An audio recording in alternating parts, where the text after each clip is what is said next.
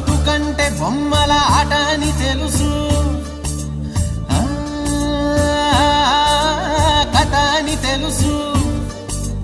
కథ అని తెలుసు, కథలన్నీ కంచికే చేరునని తెలుసు, తెలుసు తెర తొలుగుతుందని, తెలుసు తెల్లారుతుందని, తెలుసు ఈ కట్టె పుట్టుకుమంటదని,